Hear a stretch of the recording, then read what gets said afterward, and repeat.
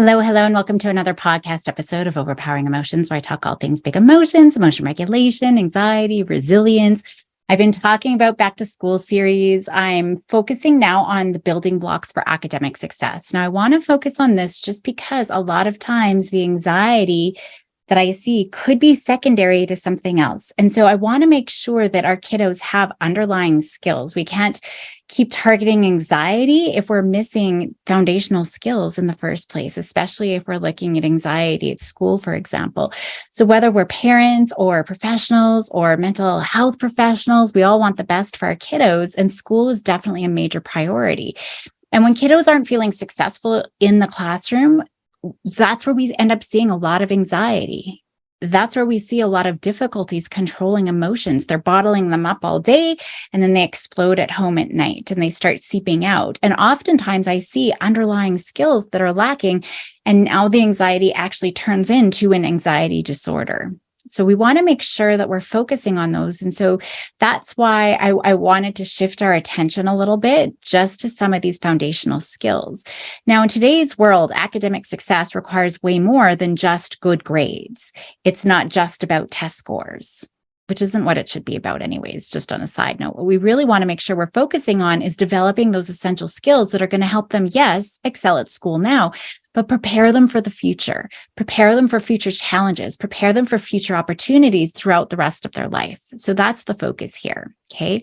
Now, with the foundation of academic success, it's really about equipping our kiddos with those key skills well beyond textbook knowledge. So I would say stop getting a tutor. That's not necessarily what they need if they don't have these skills. These skills are going to help them navigate, yes, school, the academic landscape, build their confidence in themselves as learners, but it's also going to foster a lifelong love for learning. That's so important, a lifelong love for personal growth.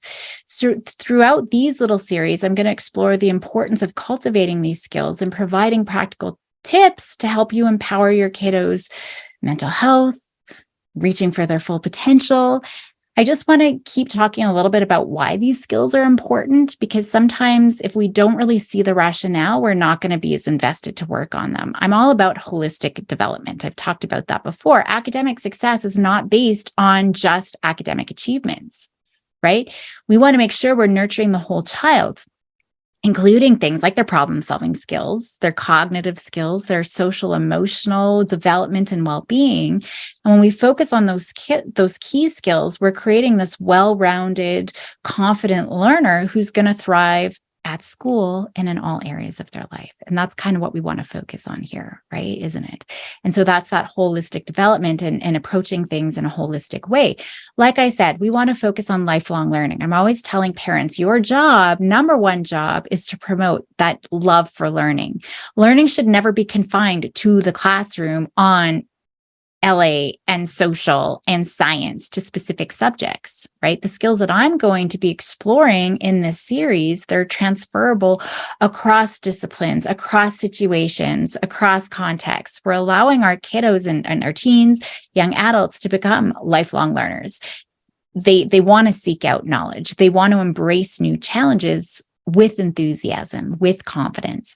The world is changing so quickly, even from one day to the next, right? So adaptability and resilience, those are critical skills. And that's, why I'm focusing on this podcast specifically for building adaptability and resilience. And so we're cultivating these attributes, right? And when we're cultivating them and they're getting stronger, kiddos will be able to handle setbacks, overcome obstacles, thrive in any academic, because I'm talking about schools, but any personal or professional endeavor as well. Mastering these key skills, it also empowers kiddos to take ownership of their learning journey.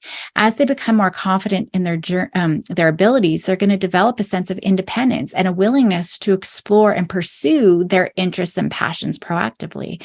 And of course, I am going to throw in academic performance, because these skills certainly act as a huge catalyst to elevate academic achievements in school, which I know is important for a lot of parents, right? So effective study habits, time management, critical thinking, problem-solving abilities, those can all impact kiddos' grades and their overall performance in school. So throughout the series, I'm really going to dive into these specific skills, and I'm going to offer actionable strategies, practical activities that you can implement, whether it's your kiddos in a classroom, your own kiddos at home, or kiddos that you work with professionally. We do need to remember that every child is unique. They have their own sort of journey, and it's a personal one. So anything that I share is going to be a broad overview. So really, it's up to you. I always say you're only limited by you're only limited by your own creativity. So it's up to you to explore and tailor these strategies and approaches to suit the individual child in front of you, right? Based on their learning style and needs. For today, though, I really want to focus on setting and tracking meaningful and achievable goals. That's so important for school, but just for our personal growth. And so when we're working together with a kiddo, or a student, it could be a university student, a teenager, it doesn't matter how old, we're going to establish clear and achievable goals. When we do that, we provide them with a sense of purpose, direction, a roadmap for success. Goal setting really encourages kiddos to take ownership of their learning, like I said, and they're developing self-discipline, right? They're working towards their dreams. They're striving for continuous improvement, which is so important. And bonus goals, right? We're giving children a clear target to work towards. We're instilling that sense of motivation and focus and commitment. They have a sense of purpose and drive to excel academically or elsewhere in their life. Setting goals requires self-reflection. It requires a realistic assessment of my strengths and areas for improvement. So we're inadvertently building all of these other skills as well, just through goal setting. And a growth mindset where they're seeing that their effort, they're seeing their perseverance is leading to progress and achievement. So we see all of these sort of secondary benefits just from the one skill of goal setting. Goal setting helps kiddos also develop time management skills, prioritization skills. Those are all important as well. It teaches them, how do I allocate my time effectively? How do I balance my responsibilities? How do I stay organized? All important skills that they're definitely going to need as an adult as well. I can't really tell you how many adults I work with who struggle with these skills. So we're setting specific measurable goals, and now kiddos can start tracking their progress. They can start celebrating their achievements, right? That builds self-confidence. It builds encouragement. It encourages that sense of accomplishment. So we can see all the benefits. Now, I'm going to turn now to a few strategies specifically for setting goals, which again, we're going to do collaboratively with the kiddos. Doesn't matter if they're in kindergarten or grade 12. We want to work collaboratively with them. When we work through this process, it's important to follow a very structured approach. We're going to make sure that we're ensuring clarity, specificity, achievability. So I want to give you a bit of a framework to follow here. You're going to notice I'm giving frameworks to help with some of these skills. I talked about the POCA with problem solving. Check out that episode if you haven't already. This framework for goal setting, first, we're going to have conversations with the kiddo about their interests, about their aspirations. We need to understand what motivates them. That helps us guide them to align whatever those goals are with things that they are actually interested in. So these aren't parent goals or adult goals or teacher goals. These are goals for themselves. And we definitely want to start on goals that they are most motivated by, even if it's outside of school. So we want to encourage them to dream big, explore different subjects or topics, activities that spark their creativity. You also want to make sure that we're discussing their strengths and those areas for improvement based on previous performances. Now, I'm going to focus specifically on academic goals for this episode, but like I said, you might want to focus on other areas too, especially to get started with just building the skill. But for example, academically, I would want kiddos to identify specific subjects or maybe skills that they want to focus on for the upcoming year. And a skill, it could be their penmanship, for example. Now, once we start identifying them, we want to make sure we're establishing SMART goals. So if you're a Patreon member, you are going to have access to all the templates to help you establish these. SMART goals, they're specific, they're measurable, they're achievable, they're relevant, and they're time-bound. So we want to make sure we're helping kiddos define their goals using that framework. So for example, instead of a vague goal, like I want to be better at math, a SMART goal would be, I'm going to do 90% of my math homework, or 100%, right? But we want to have a little bit, something might have happened. So we want them to make them achievable. Maybe it's, I will consistently hand in all of my math assignments, right? rather than focusing on the outcome, I want to get better, I want to get an A that they don't necessarily have control over. We want to focus on those things that they can actually control, like the effort that they put into, right? Rather than grades as the outcome. That's not as much in their control. Yes, they can do things to help improve math and to improve their grade, but we can't guarantee it, right? We can't guarantee a specific benchmark that they're going to reach. Now, above and beyond being smart with our goals, we want to ensure that any goal is well formed. When it's well formed, it's more likely to be followed, right? So a few additional pieces to really ensure that the goals, are making sure they're aligned with what's important to the student. That's the relevance piece. They need to see the benefit to them. If I accomplish this goal, how is it going to benefit me? Why? What is my big why? This is why we have that initial conversation and really listen clearly about what is it that they're motivated by? What is it that they're interested in? We also want to make sure the goals are stated positively, right? So what is it that the student will do? It's not about the absence of something. So kids might set a goal, for example, about not being distracted, or I'm not going to procrastinate this semester. Well, okay, so what are you going to do? That's not a great goal. It's about the absence, the negative of something. We want to flip it on its head. What will you be doing? What are you doing to maintain your focus? What are you doing to get started right away? So that's what we want to focus on, is the positive behavior they will be doing. Now, goals can feel really overwhelming, especially for kiddos and teens, and especially if they're over time, over the long term. For younger kids, we want like today, for today, right? And ideally, even our teenagers, we want them closer. But if we have those long-term goals, that's fine. Once that goal is established, we have to work with them to break them down into really small, manageable steps. What do I do in the next 5 minutes, the next hour, today, tomorrow, right? And each of those steps, they have to perceive them as doable and achievable, not our perception that we know that they can. They need to perceive them as doable and that it's actually practical in my day-to-day life, in what my day looks like today. So we're helping them break down those goals. That helps them stay focused and motivated, because now I can see the progress along the way and I'm not overwhelmed with everything I need to do to get here. I just need to focus on this one thing here. So we're making sure we're creating as detailed a plan for each goal as we can. I'd outline every step they need to take, right? As well as any resources they require, any challenges. Talk about what are some barriers, what are some things that could make this go sideways. Having a well-structured plan is going to help them stay on track and stay motivated, right? And then they can start celebrating all of those incremental successes, and that's going to help them build that momentum towards the bigger goal.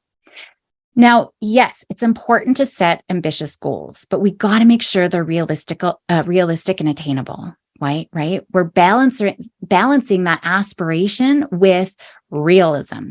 That's going to allow for a healthy challenge, for sure, which we want our kiddos to face, but we're preventing overwhelm, right? We're preventing just too many expectations that aren't achievable, that they're just going to beat themselves up over. So we want to make sure that they're prioritizing too, like just 1 or 2 goals to focus on at a time, at least initially. But too many goals at once, it's just going to lead to overwhelm and burnout, and they're not going to go anywhere, right?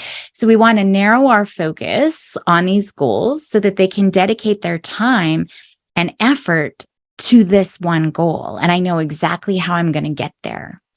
And I try to get quick wins under their belt too, so they see the value in setting goals. So get that quick win that they're getting reinforced right away, especially when they're starting their plan, right?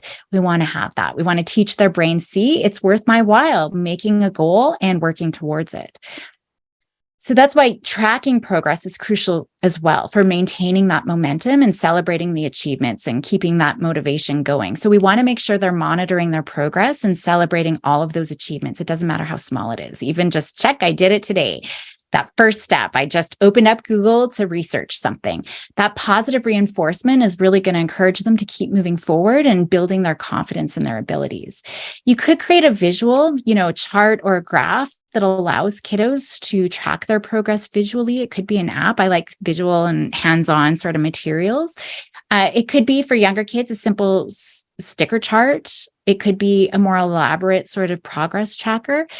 Make sure you display it in a prominent place, just as a constant reminder of their goals and achievements. Having regular check-ins, scheduling those regular check-ins is really important too, so that they can purposely discuss any challenges. And those check-ins really provide an opportunity to offer support or guidance, adjust goals if necessary, celebrate milestones, all of those important pieces.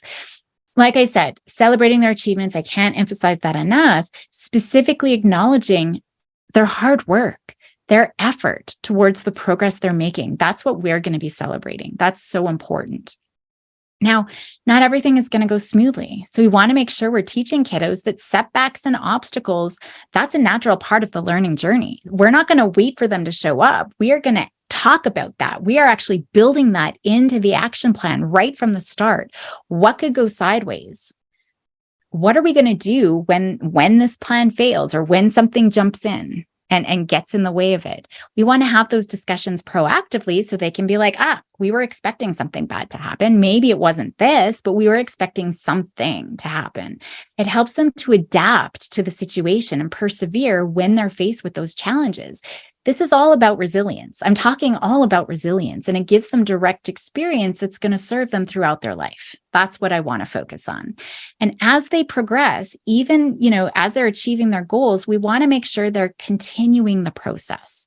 So get those quick wins, get something that they can achieve right away, but what's the next thing? What's the next thing? What's the next thing? I think I've talked about in previous episodes how athletes and not even athletes, people when they hit their highest high. So athletes, for example, Olympians who get the gold medal. It's not all, yay me, everything's awesome, I've made it. Usually what happens is depression sets in.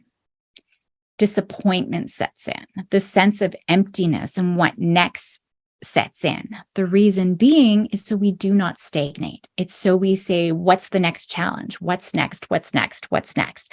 And that's what we want to make sure here we're doing that too. We're continuously encouraging them to set new goals or adjusting existing ones too. That's so important so that they see the importance of continued growth, ongoing learning, right? It helps prevent complacency and stagnation. So we want to help them identify those areas where they can continue stretching themselves academically, socially, emotionally, wherever they need it. Setting goals is really important.